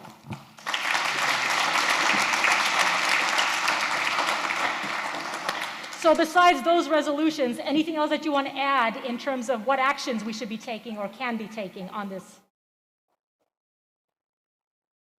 Stephanie, it sounds like you want to say something. How about this? I'll ask it a different way. Can you elaborate on the BDS movement and give us some examples of ways to be effective with it? Sure, yeah. And I just echo the call to demand that, yes, Congress is going to be, I would say, last to change, because it's our responsibility to shift the status quo so that it's untenable for them to continue to directly support and pay for Israeli injustice. So it's not that by some goodwill it will change, but the arc of history is bent by the people in this room, right? And I would say that the political calculus that you're talking about, Lena, like that we're starting to see that those few champions we do have in Congress, the idea that they're speaking up for human rights and they're saying the simple truths that we're all talking about here tonight are impossible to say and get reelected, it's just not true, right? Like, we know that people of conscience and basic common sense is ruling out, and that people are compelled to just support the basic struggle for freedom we see. And so that's what voters are doing. Voters are doing what you're saying, you know, and so Ilhan Omar and AOC and Rep. Betty McCollum and Congresswoman Cori Bush, who just got elected, are speaking the simple truth, and voters are saying, yes, more of that, right? And so that's how we change things there. And in terms of BDS, I would love to hear from others too. I mean, to me, the BDS movement, the call from Palestinian civil society, is such a massive gift to those of us who want to act in solidarity. And it's also the bottom floor, right? It's a baseline. It's like, the very least you can do is root out your direct complicity in supporting injustice, like baseline. And so it's also an opportunity to act strategically. It's not just about like, I don't buy this one product, sure, don't buy Sabra, don't buy Pillsbury, we know the products, but it's about coming together and saying, okay, together collectively, we're not going to buy that product, and that's going to affect the economic bottom line of those who would dare to profit from occupation and apartheid. And so there are campaigns locally, nationally. Locally here, there is a move to end what we call the deadly exchange, which we were hearing about in terms of the police and law enforcement exchange programs that happen between Israel and US forces. That's a kind of boycott campaign that we can take part in Seattle. There are efforts right now in Oakland and here in Seattle to block the Zim boat, which is fast. Do people know about this?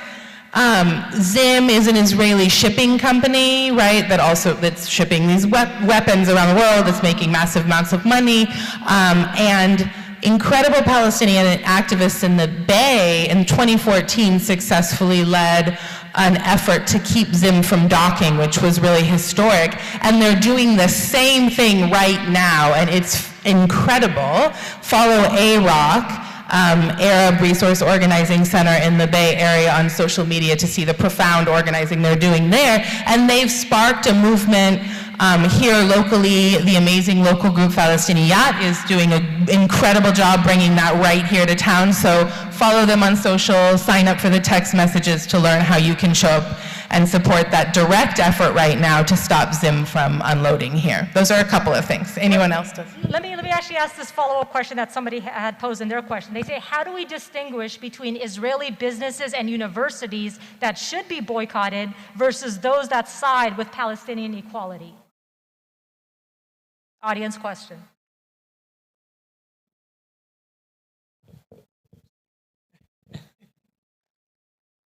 Well, before the call for boycott started in Palestine and signed on by hundreds of Palestinian civil society organizations, there was a cultural boycott that began earlier.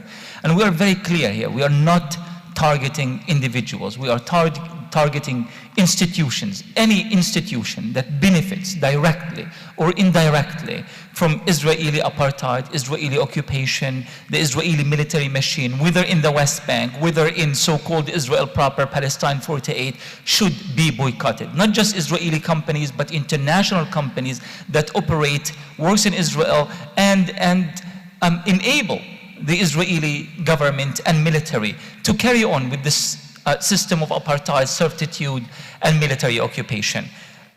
This is why quite often you see many of the people who are involved in our movement are Israelis themselves. I am currently writing a new book with Professor Ilan Pape, who is an Israeli, trying to articulate, it's a book called Our Vision for Liberation, And it's bringing together 30 Palestinian intellectuals from all around the world trying to articulate an independent Palestinian vision for liberation. The fact that he's an Israeli does not prevent me. And BDS does not in any way create obstacles for us to communicate as long as we are cooperating for the right reasons, as opposed to cooperating to serve apartheid and Israel. Just one last thing. I think there was, Samantha was absolutely brilliant in her articulation of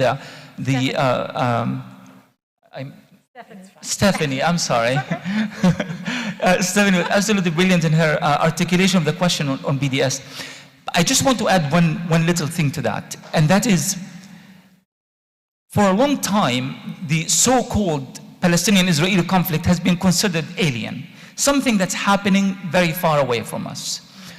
The fact that you can go to Costco or to Walmart and look at an Israeli product and make a conscious decision not to buying it, I think even at an individual level, this is important.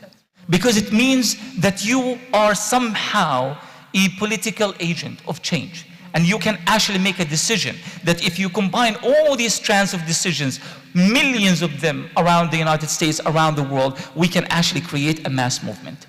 One very last thing, and I promise that's it, is the fact that BDS is allowing us to have a conversation. Prior to BDS, we only spoke whenever there was a war, and the war was only determined by Israel. When to start, when to instigate it, when to end it. And it ends at that. And Palestinians will always appear with the same narrative of trying to fight back the propaganda, the lies, and the deception. BDS is allowing us to take initiative and to go to universities and to mainstream everything all across the world and to engage international civil society from Johannesburg to Seattle to Buenos Aires to everywhere in the world. And we have global campaigns that are dedicated to create this tidal wave of pressure. And it's building up every single year. Hundreds of new cities all around the world join the Israel Apartheid Week, because civil society is branching and growing. And by the way, this massive movement that was generated by the Israeli war on Gaza last month, this did not happen randomly. This is grassroots activism at work. Very dedicated, slow-paced, but determined work happening in grassroots communities all across the world. And when we needed them to come to our solidarity, they all did. That's what BDS has done. Thank you. Thank you so much for that. Reverend Bianca, I'm going to ask you this question. Many Black leaders, many faith leaders have and continue to speak out in support of Palestinian human rights. But what do you say to churches or Christian faith leaders, including those who quote MLK and others on justice and how injustice anywhere is a threat to justice everywhere and silence is betrayal and all of that, and yet they're still silent or too scared to speak out on this issue for fear of affecting their perhaps interfaith relationships or causing trouble or else, even though they recognize the injustices? What do you say to those churches or those kinds of faith leaders? Don't pick and choose when you want to get involved. Be authentic. Walk in truth. From a Christian's perspective, especially those who are in the Christian church, and that I'm going to speak to you all because sometimes, I'm not going to say sometimes, many times you have perpetuated a lot of the hate that a lot of folks from marginalized communities have felt. I'm going to talk to Christian leaders. You know that the authentic historical Jesus that we talk about was about justice, was about liberation. If your ministry is not rooted in liberation and justice work, then why are you even in ministry? You have to live, you have to walk the walk, and not only just talk the talk, but actually walk the walk. Jesus prayed with his feet. Jesus prayed with his feet. We should be praying with our feet. And when I say that, that means action. Speak up. Do not be afraid to use your voice. And there's a saying that use your voice even when your voice is shaking. Don't walk in truth, even if it means that you might have to sacrifice some relationships, even if it means that you might have to sacrifice some positioning in society, because that's really what it is trying to maintain a specific position, because you don't want to be on the margins like the others are on the margins. That's all that's about. So I would say that at the end of the day, if you're really going to walk this walk, or talk this talk, you're going to have to walk the walk. Don't be afraid of the backlash, because at the end of the day, the person who you serve receive the ultimate backlash. That comes with the territory. If you're going to be in ministry, you have to be unapologetic about who you are and be unafraid. Malcolm X sacrificed his life. MLK sacrificed his life. I can go down a whole list. But at the end of the day, that what they have implanted and implanted into our society goes on way before, for many years and generations to come. So just think about that and walk in your authentic in truth. Thank you.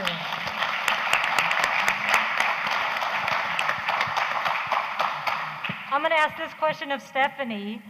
There's two questions, so I'm going to ask them both, and you can respond to them both together.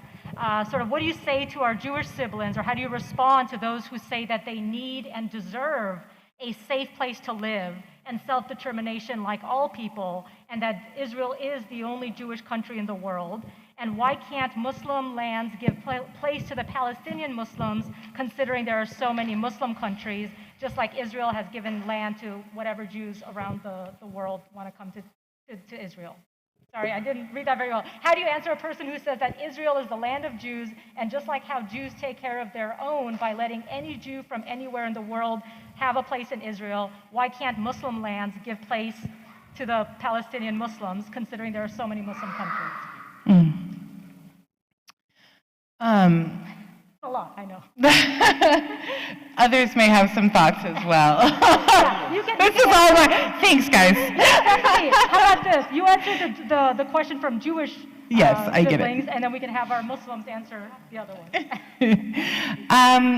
I think what I want to say is that this pernicious and really, to me, quite dangerous lie that I think really the ideology of Zionism puts out into my communities as a Jew and into the world is this idea that I mentioned this in my talk, that to be like the violence and oppression that Israel enacts on Palestinians is somehow at the end of the day about the safety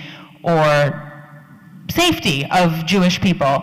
And that's an outrageous and immoral and deeply insulting idea, both in its incredible dehumanization of Palestinians, as though Palestinian lives and land and dignity and freedom is somehow an expendable bargaining chip for the Western world to pawn off around guilt about the Holocaust, right? That is obscene, that the Palestinian humanity is expendable. It's also incredibly horrifying a notion to me as a Jewish person that my safety is somehow bound up in the oppression of another people, or ever could be. And that it also lets off the hook the idea that Jews can't attain safety, that anti-Semitism can't be dismantled along with all systems of oppression wherever Jews are in the world, right? That lets you were speaking to Christian leaders. I have a word for some white Christian evangelical Christian Zionist leaders to think about your own anti-Semitism and your own upholding and complicity with Israeli apartheid as the largest group of Zionists in this country. And to think that in this country where anti-Black racism and Islamophobia and anti-Semitism and racism of all kinds has thrived, that the idea that we can't dismantle anti-Semitism and all forms of repression and make it a safe place here for Jews here, or Jews anywhere in the diaspora don't have that ability to do with their neighbors to achieve safety and solidarity, it's a deeply offensive notion, right? And it's a deeply, so I think for me, as a Jewish person, it is incredibly important to believe in a future of dignity, freedom, and safety for all people everywhere. And that's what we're fighting for, and that's, for me, what Palestinians have invited me into a struggle for collective liberation. Right? That is the invitation for all of us to show up in solidarity with Palestinians fighting for equality and dignity and an end to this vicious system of violence, is one that invites us all into a kind of safety and dignity together. And that's what we all want. I have nothing to add on that. That was beautiful, Stephanie. Thank you. I just want to make one clarifying point for folks listening. This business of Muslim countries. Okay. I was going to ask you three different questions related to that. As the Reverend mentioned, Jesus comes from Palestine. There are indigenous Palestinian Christians. And this idea that Christian Palestinians or Muslim Palestinians are interchangeable with other Christians and other Muslims, and we can just plunk people in different countries, is like epically racist. So whenever you hear a question like that, please do feel free to push back against it and say, why are you starting from the point of removing someone from their home? Why does your safety require that? This idea that, there are more countries of X and less of Y is a non-starter, and I just hope, we get to the place where we don't even dignify it as a serious question. Thank you for that response and the brevity of it. The power and brevity. I'm going to ask two questions related to Arab countries as well, if somebody else can give a very brief response like that. What is the appropriate way to fight against Arab countries' rush to normalize relationships with Israel? And do you think that a difference is that MBS and other Muslim leaders can't ignore the issue because they attacked Masjid al-Aqsa? Maybe Muslims couldn't get away with normalization on that. Any quick, brief responses to either of those questions or comments? I'm going to really try to be as quick as I can, but I have to say something so very quick about the points raised earlier. When was the last time in history that a country tried to create some kind of purity of race, divide people based on their blood and lineage, that actually worked out, ever? In fact, we did coexist with Jews, and prior to 1948, we called them Palestinian Jews. And they were not any different. They spoke, in fact, I used to speak to my grandfather, who was ethnically cleansed from his village back in Palestine, and he used to tell me about the Jewish doctor who used to serve the people in the village. And I was mesmerized by that concept, the Jewish doctor, and what language did he speak? And my grandfather very innocently looks at me and he says, our language. What other language would he speak? Until 1948, when Zionism managed to force this ideological racist divide and ethnically cleanse part of the population and give supremacy to the other. Arabs, Muslims, Christians, and Jews coexisted for 5 centuries during the times of Al-Andalus. And we have created incredible things together as culture, science, art, and poetry. In fact, towards the end of the Muslim empire in the Iberian Peninsula, it was actually Jewish scholars who preserved the Arabic language and the language of the Quran. Zionism made us think something entirely different. We thought that we are inherently different and that we have always hated each other. That's what we are going to try to overcome. That's what we are fighting for. Great. Thank you for that, Ramzy. Professor McKay, this question will be addressed to you, and I know we're short on time, so please try to keep them as brief as possible. But I'm a lawyer. I'm a lawyer. I can't be brief. No, I'm not paying your billable hourly rates. Okay, I'll do my best. I'll do my best. Thank you.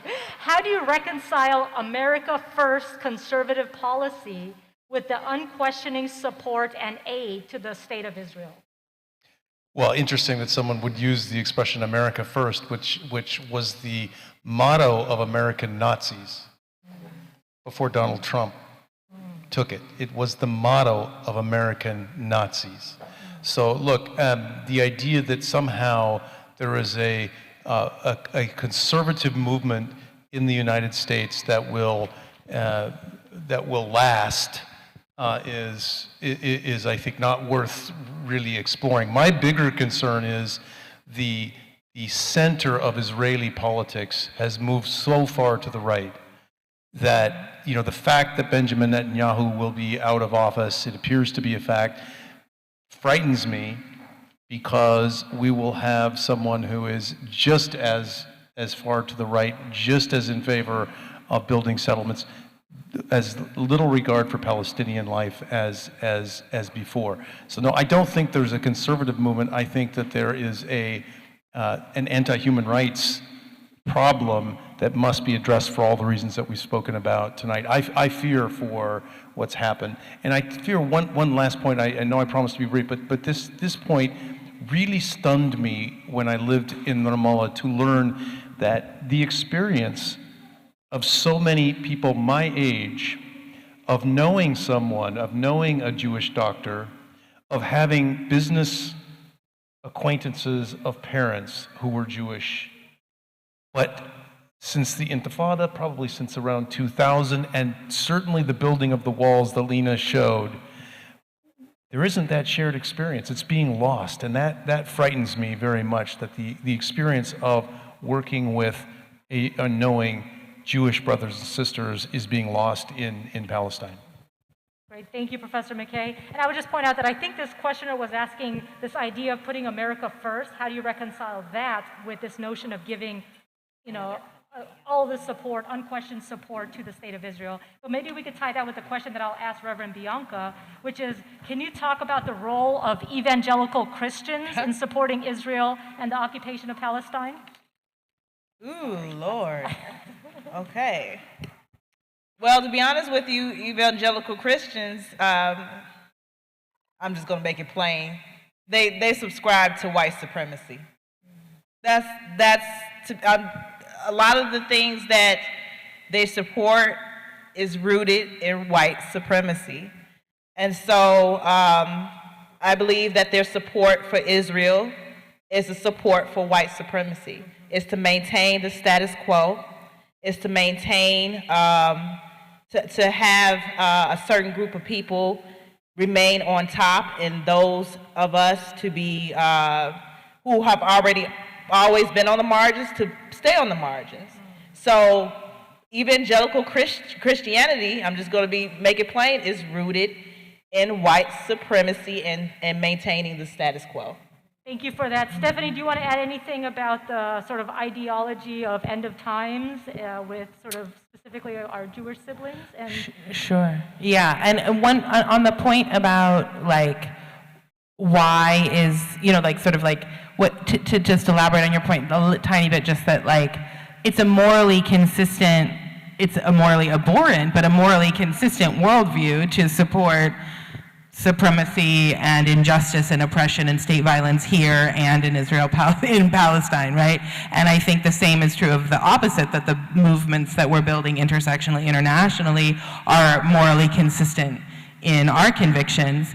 But to be clear, the U.S. isn't like a benevolent benefactor of Israel just for its rationale. It's because they're aligned imperial colonial powers and the U.S., you know, that $735 million arms sale is money coming back into U.S. arms corporations, right? So we have to understand that the profit cycle ends back in America, right? That this is that it's American interest because of the way that American military-industrial complex and the way our country operates in the world foremost.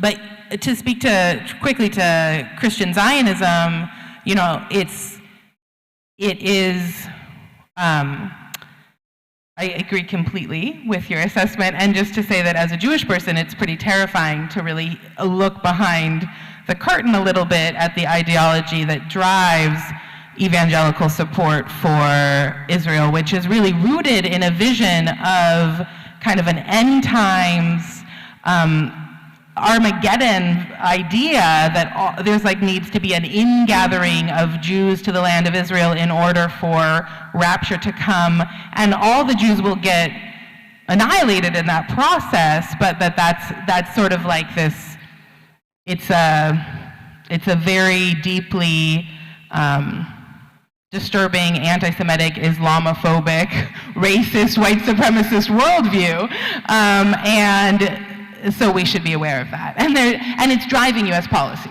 Yeah. Great, thank you so much. So I know we're close to the end of our time, but I'm going to go up to 8:40 with your permission, since we started about 10 minutes late, if that's okay. Because we have some other great questions that I think would be really great to cover here as well. Okay? All right. Thank you for your patience with us here. I have a bunch of different great questions I want to make sure I cover. You mentioned the new incoming government. So we've got questions around that. The incoming Israeli prime minister is more right-wing than Netanyahu. What opportunity is there now to stop the occupation in this change of power? And I'm going to ask that with a couple other questions of, is there any hope for the peace process, and two-state or one-state? So I'm going to lump all of that together, whichever one you want to address. But basically, the future moving forward, what hope is there, especially with the new incoming government, and two-state or one-state? So to begin with, there is no hope for the peace process because we have already established that from the very start. There is no peace process. But there is hope for a just peace. That's a whole different category. I think that there is an opportunity that we have right now in Israel. Why? Naftali Bennett is actually to the right of right-wing, chauvinistic, racist Benjamin Netanyahu. So why is there an opportunity if you have someone like, for example, in 2013, he was known for that famous statement of, in my life, I have killed a lot of Arabs, and I am okay with that, for example. Or a Palestinian state is like national suicide for Israel. So why is there hope in that? But here's the hope. Netanyahu, say whatever you want to say about him, he is very smart. He has managed to create an alternative narrative for Zionism, to create global alliances where he worked with populist, ultra-nationalist regimes, even outright anti-Semitic regimes like in Hungary, for example, and Bolsonaro's Brazil, and Trump, and Modi's India, and so forth and so on. He managed to reinvent Zionism in around a whole different ideological center. And not just that, he succeeded at it. And he actually went as far as Africa, which is extremely sad. Because Africa, let's remember, it was African countries that first created the similarities between Zionism and racism. It wasn't the United Nations, it was the African Union. And it was that resolution by African leaders that was pushed at the General Assembly, which eventually became an international position on Zionism. Sadly, we began losing Africa because of Benjamin Netanyahu, with the help of his friends in Washington and London and elsewhere. The hope is this: Bennett is inexperienced. Naftali Bennett is inexperienced. And he comes with cobbled up this strange coalition that does not have a particular ideological center, far right all the way to the left. And I feel that there is a huge momentum that has built up because of the war on Gaza and revolt in Palestine, new global political consciousness. Until Bennett is able to put his papers together and to develop a strategy, we need to push, and we need to push hard, taking advantage of this rare political transition in Israel in order for us to push pro-Palestinian narrative worldwide. Thank you. Go ahead. Thank you so much for that, RAMZY. I just wanted to add that some of the solidarities that Reverend Bianca referenced between Black liberation movements and Palestinian activists have existed for a long time, right? And it's taken decades of diligent work and billions of dollars by U.S. administrations, Democratic and Republican, to chip away at that through their support of Israeli administrations, right? So Palestine has always been an internationalist cause. It's It's a source of solidarity for across movements. That's how our liberation movement began. And it took a Herculean effort to derail that. And a big part of that effort is called the peace process. So just because you stick the word peace on something doesn't mean it actually is peaceful or helps people's lives, right? That's called marketing. It's not a peace process. It's a process of slow disenfranchisement. And so the best thing that could happen is that we let go of that ridiculous framework that benefits no Palestinian and no person who's interested in liberation. And this is the moment, as RAMZY was saying, to push the narrative of liberation. People all over the world should keep the pressure on, should push the narrative of liberation now so that we don't get cornered again into these ridiculous arrangements where we're negotiating, as you said so beautifully, over our basic human rights, over our dignity and our freedom. That is over. That has died. And so we have to move forward and use the right language, make sure that we're no longer able to, that people are no longer able to divide us. Yeah, thank you. You all didn't answer 2-state or 1-state. Anybody want to just quickly? Can we do a show of hands? Show of hands. We can do a show of hands. One. 1-state. Who's up for 1-state? One. We're Equal, voting. democratic, one One person, state. 1 state. This is the table for it. Okay.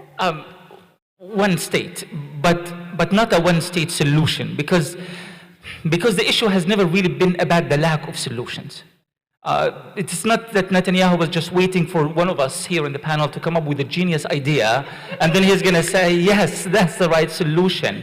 It is the only solution to apartheid is dismantling apartheid. The only solution to military occupation is ending military occupation. The only solution to institutionalized racism is reversing institutionalized racism. And the only possible outcome of any of these things is coexistence. Call it one state, call it whatever you want to. Only coexistence can actually bring a relatively just end to this so-called conflict. And when I say relatively, because tens of thousands of Palestinians have already been killed and buried without seeing justice. And we can never go back to history and redeem that. Thank you for that. We're going to close on this. First off, there's a comment. Considering that Palestinian youth have been the face of the movement, why don't we see any on the panel tonight? Which I think is a fair criticism, and you all don't have to answer for that. The organizers do, we as the organizers do, so that is a very legitimate and fair criticism, and hopefully this will be the first of many events like this where we can actually include and hear from and follow the lead even at times of Palestinian youth. So having said that, the question that I do want to end on, this says for the new generation, how can the youth take actions and speak up without fearing being called anti-Semitic? And I want to close on that because it's for looking forward for our youth. You know, the youth are the truth right now. They are movement leaders in a lot of ways. So what advice do you have for them? Go ahead, Professor McKay. I'll start. I think that we need a new definition of courage. And the definition is it's acting on your beliefs and not being afraid of what even your close friends may say or think of you. And if we can build courage in that way among our youth, there is so much courage, but to stand up and to speak out and to put that fear aside, because all it means is what they think of you. Let me assure you, if you stand up for human rights, if you stand up for equality of all people, if you stand up for freedom from oppression, freedom from prison, freedom from having your family killed, then what does it mean if some fool calls you an anti-Semite? Thank you so much.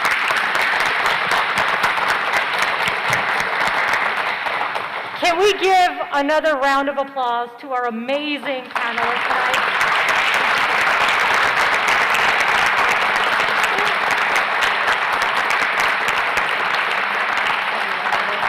Standing ovation again. Yep. Thank you. I also want to make sure to thank, so many people who helped put this event on: Riyadh, Amin, Ahmad, Abdul Salam, Suleiman, Amani, the MAPS board, the entire MAPS team, all the volunteers that helped with tonight's event. And I do hope, like we said before, that this will be the beginning of many more conversations like this, where we can have moral clarity and a confident position on some of these issues of justice and human rights, as our speakers so powerfully spoke about as well. I want to also thank all of you who showed up in person, even at this time of a pandemic, and I'm glad we followed safety protocols. Also want to thank all the people who joined us online, on Facebook, on YouTube, via our MAPS website, and please know that there will be more to come. Thank you again for joining us this evening. Assalamu alaikum. Thank you. Thank you, everybody. Thank you so much.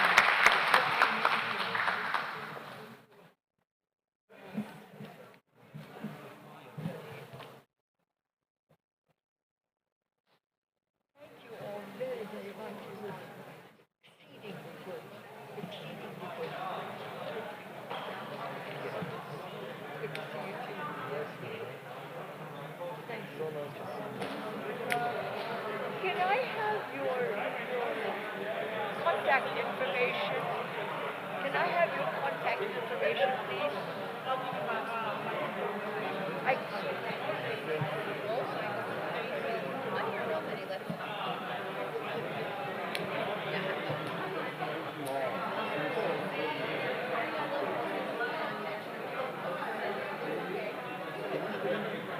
I figured you're not.